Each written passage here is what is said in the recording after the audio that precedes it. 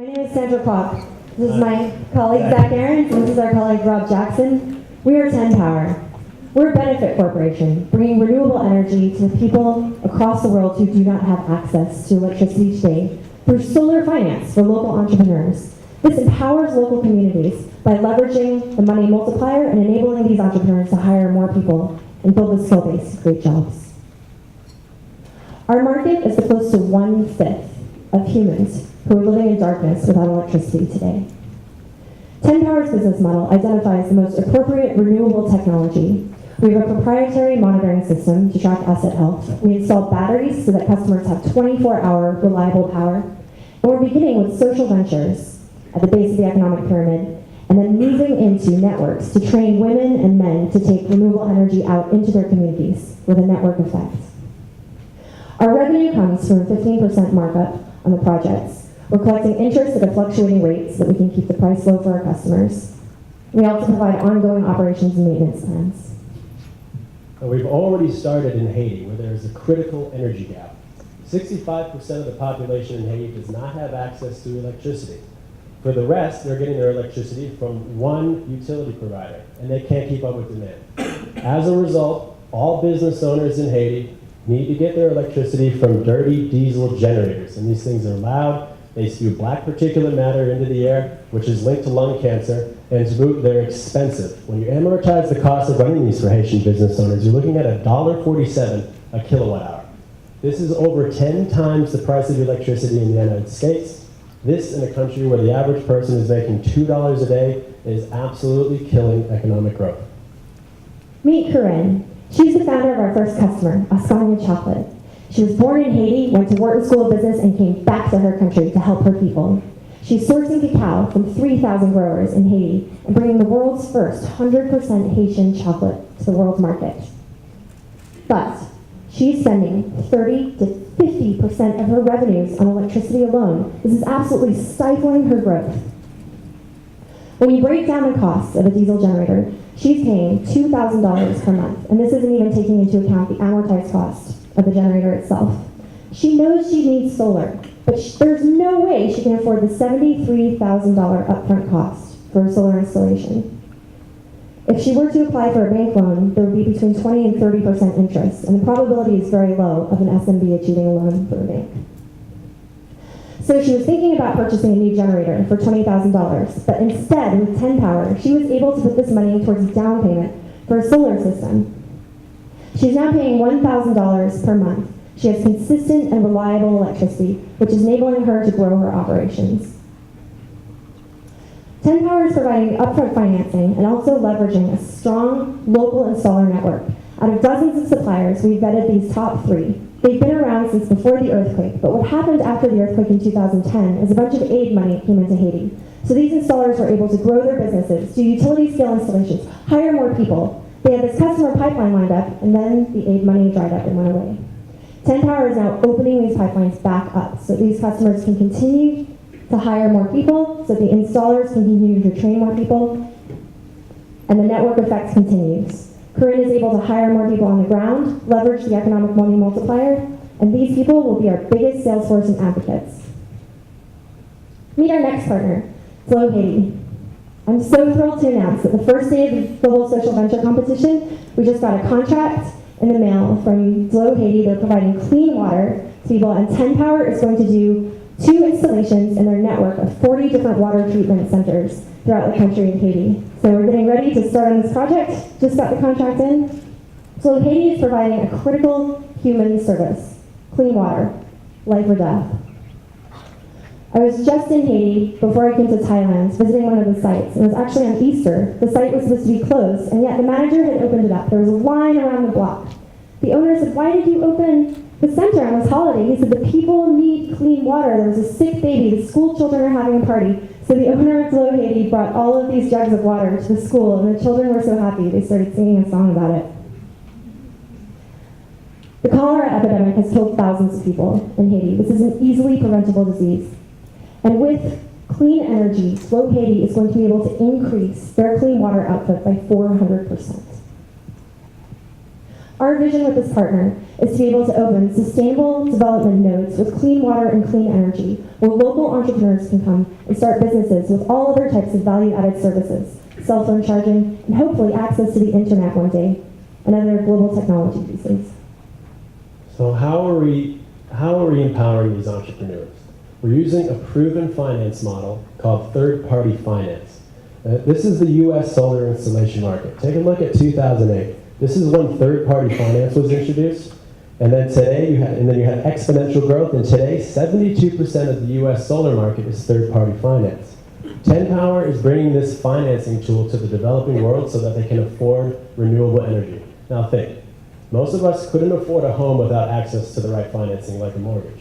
Most of us probably couldn't afford a new car without access to an auto loan. With third-party finance, we're able to empower entrepreneurs to make their businesses run successfully. Now, this is our implementation plan. As we've said, our first market is Haiti. And what we're doing is, in phase one, this is important for us because we're a user-centric approach. We're personally building relationships on the ground. The people know us. They see how the solar systems work. We're choosing financially solvent businesses. And this, like Sandra said, leads to a trust network which we can leverage in other areas.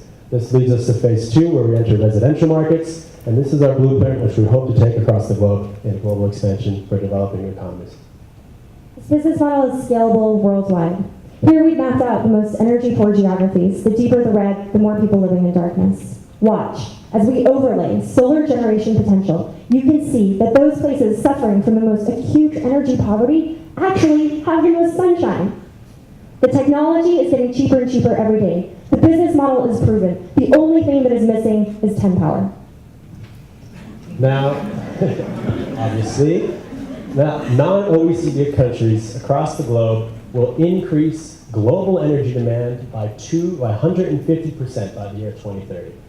Now, for us in non-developing countries, this represents a $213 billion market opportunity. Now, I think we are at a very important time in our history. We have a critical decision to make. Do we want to decouple economic growth from fossil fuel consumption, which has been linked scientifically to climate change? Or do we want to empower entrepreneurs to use technology that is here to start a smart grid, which is more efficient and cleaner to power the future growth of the human population? Now, a good way to think about this is to think about cell phone technology. The price has plummeted as the technology has matured. And in the developing world, this has allowed them to bypass telephone line infrastructure. The same thing is happening right now for renewable energy technology, and we are poised to capitalize on this, leapfrogging electrical grid infrastructure and creating smarter, more efficient, and cleaner infrastructure for the future, for the people that need it most. Additionally, we're taking away greenhouse gases from entering the ozone, which has been linked to climate change, mitigating those who are most vulnerable. Think about the Philippines, the super typhoons, the flooding that happens in crops, the heat waves. These things aren't going away unless we make decisions. Now, we're also doing this by empowering 1.3 billion people, changing the aid paradigm by empowering local entrepreneurs. This is, we're a triple bottom line company. These are our social impacts. So we measure impact in three ways. We have human potential, environmental impact, and we have economic impact. So we're looking at things like women trained. We're looking at things like carbon accounting. We're looking at things like the local money multiplier effect, how savings and expenses and businesses change over time, and we're starting benchmarks with right now with our early adopters like Corinne. 10Power is certified within the Energy Practitioner Network, which is part of the United Nations Foundation. We're using Global Footprint Network and the gold standard for carbon accounting and impact verification. We have decades of experience on our management team, ranging from energy industry to financial markets to emerging markets. We also have a rockstar board of advisors, including our lead investor, who scaled and sold one of the major companies in the United States in the solar industry. We're also proud to have 3 key players from the Haitian market on our advisory board. 10Power is on a rapid growth trajectory with break-even in year 3. Our IRR is up to 16%, and for our customers, up to 25%. We're currently raising a Series A of $2 million, and our long-term goal is to open up credit lines with multilateral finance institutions. Recognition from the Global Social Venture Competition would help us to access this next tranche of investors. We're headed from here to the Philippines, where we've been invited by some investors to help them reach their 100% renewable energy goals. Thank you.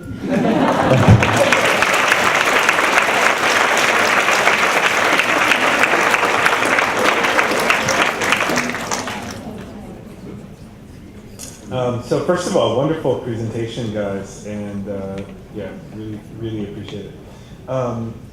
My first question would be about, I don't know that we ever got like an apples to apples comparison of the cost per kilowatt hours for the 10Power system, especially for entrepreneurs, and then if you can answer also for residential customers, compared to, I think we got what US utilities are paying, but could we get like your assessment of how much cost savings there will be per kilowatt hour using your system? It's very significant. If you look at the prices of Haiti, right now the grid is less than 6 hours a day in best case scenario, and they're paying upwards of 36, 40 cents a kilowatt hour. In the States, the highest state in the union is Hawaii. It's around 40 cents a kilowatt hour. And so there's a significant savings just based upon that. But the uptime for the grid is so little that that's really irrelevant. You'd have to break down the per kilowatt hour per the generation of hours, or the use of hours that they're using for the diesel generator, in addition with the fuel cost that varies greatly, in addition the labor costs as well that you'd have to calculate into that. So it's pretty complicated when you're getting down to the per kilowatt hour price. It is something that we would like to do eventually, but also there is another variable, which is the size of the system and the sourcing of the system, which also would be another variable for that cost. Additionally, we're not charging on a kilowatt hour basis, so this is more like a capital lease infrastructure. So one of the benefits that our customers enjoy is that they have a flat monthly payment that they can expect, this regular operational expense, as opposed to generators where it breaks down, they have additional labor, they have to go get gas, prices of gas are fluctuating all over the map. So for them it's really nice to have an expectable monthly payment that's always the same, and they're essentially paying down this capital payment so that at the end of it they own the infrastructure, as opposed to a PPA model where they're paying on a kilowatt hour basis. You are. Yeah, thank you. Correct me if I'm wrong. I think in the case of Haiti, where you have had most of your experiences to date, I would think of it as greenfield operation, because the local utilities just barely, existing and covering extremely small areas. But the moment you move into many other developing countries, local utilities would loom large in your market space. So to what extent your experiences and your sort of the structure of how you create partnerships and so on can be transferred to other developing countries? I would imagine that the environment is going to be very different, both in terms of competition and in terms of potential partnership. But to what extent your Haiti experiences is relevant? I guess that's really my question. Absolutely. So in the Haitian market, we do have the advantage of a utility that is basically non-functional. And so we're approaching it from a very private, immediate to the base of the economic pyramid approach. But as we're moving into the Southeast Asian market and the Sub-Saharan market, we're definitely looking at creating more public-private partnerships and looking to utility scale operations. So this is where our relationships with the World Bank and the IDB come into play. Also, all of us have experience in public-private partnerships. So Zach was working with the NRDC, creating energy policy. Prior, I worked at Pacific Gas and Electric Utility, and Rob has worked for 2 years at Solar City, which is also works very closely with utilities within the U.S. One of our investors also sold his solar company to the Canadian government, so he has a lot of experience working directly with governments. So it's absolutely one of the verticals that we'll be targeting as we grow and expand into other regions. But ideally, it's going to be areas that have pent-up demand, where people are clamoring to have reliable energy, which is what we're providing. We're providing, it's not just solar. This isn't just an American solar company that comes in and plugs into the grid. This is a company that's going to create a reliable off-the-grid system that is managed by a technology piece that is innovative and manageable remotely, and it's going to be a complete game changer. Steve. Yeah, so if I understand correctly, you said at the starting, are you a finance company? Your main thing is financing the solar installation, correct? That's correct. We talked very little about finance, right? We talked a lot about solar energy and the power of that. And do you get involved with the integration of the pieces, or that's all done by your partners and you're just the finance piece? Is that correct? So we do a certain amount of project management as well, because where we've really seen on the ground projects succeed or fail is in the engagement with the community and that trust network and knowing your partners and being continually engaged in harvesting customer research and doing user-centric design and having that continual check-in. So we are both a project management as well as a finance company. And will you be able to shut down the power if they're not paying? Yes, that is one of the capabilities that our proprietary technology has. And you'll have to source, in addition to this equity you're trying to raise, is the amount you mentioned to raise, is that a combination of debt and equity, or are you trying to raise $2 million of equity right now? Currently, we are raising equity. We're getting the most attention from impact investors. We're also applying for a number of grants. And then long term, we are looking to open up the tranches for debt capital. So we're currently in conversations with organizations like the World Bank, and we're positioning ourselves to scale our portfolio to the point where we'll be able to open credit lines. So in your projections, the costs that you mentioned, they include costs of debt and loan loss provisioning and all of this? Absolutely. So we have a floating interest rate that depends on the cost of capital. So it's basically a point spread play between how much our customers can afford. We always make the price cheaper than they're currently paying for electricity, but depending on the cost of capital, we have a little bit of wiggle room with our interest rates. Okay, thank you. Dave, you have a question? Perhaps this question is for Rob. Rob, on a recent quarterly earnings call, your CEO was asked by an analyst about emerging markets, and his response was the hurdle that your industry hasn't figured out yet is how to manage loss prevention. The fact that there is an indefensible, unprotectable asset sitting 10 feet off the ground that is equal to maybe 10 or 20x per capita income in some of these countries, and that's actually an impediment for the whole sector. I'm wondering, how does 10Power address that problem? Well, our approach is to approach it from an operations standpoint, an operation and maintenance standpoint, where we're working with the suppliers in order to charge a certain amount where we can sufficiently raise enough money to, or have enough money set aside to where these things can be covered in life, that it's beyond the warranty period for depending on the exact equipment. So it's beyond that period of time for the warranty that we would have the amount of money ready to go in order to replace that beyond the warranty point. Does that answer your question, or are you getting at more like natural disasters or something? No, I think so. I think what I hear you saying is you're passing on the cost of loss recovery to your customers. You have to do that in order to prepare for. It's just like an insurance agency. Less than 1% of Haiti actually has insurance. So our O&M plan does cover some of that. Additionally, we are tasking our customers with protecting the systems as well. So to quote Chit, actually, there's a very high perceived risk in these areas. And when you get down on the ground, the real risk is much lower because these business owners have compounds for their businesses. They have guards who are watching the compounds. And from the outside, of course, if you're sitting in Solar City's offices, you're going to say, oh yeah, Haiti, that sounds terribly dangerous. But when you actually get there and that business owner is tasked with protecting their solar system, they're going to do so with their life. Thank you, Sandra. I'm wondering, is that part of your secret sauce? I'm wondering why the Solar Cities and the others won't go into emerging markets, and yet it appears you haven't figured out. Perhaps they don't know about certain technologies that exist right now. We have a very connected network in the solar industry, and so plugging in this extra piece of technology, it's extremely cheap in order to attach it to the system, and we can monitor everything remotely, thus increasing the lifespan of the overall system.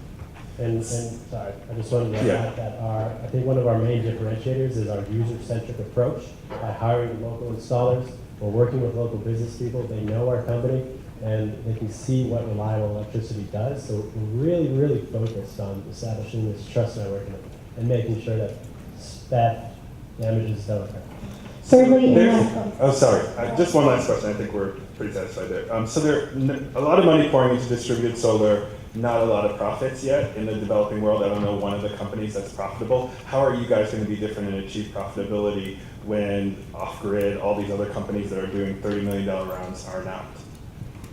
So far, the demand for these services has been wildly off the charts. So off-grid electric has been growing very rapidly, 60x growth. In the last couple of months, African solar just got securitized, Indian solar just got securitized. We're seeing basically the same trend as what happened in the US market, where there's a lot of investment up front, and then break even comes later by virtue of the industry. It's investment heavy.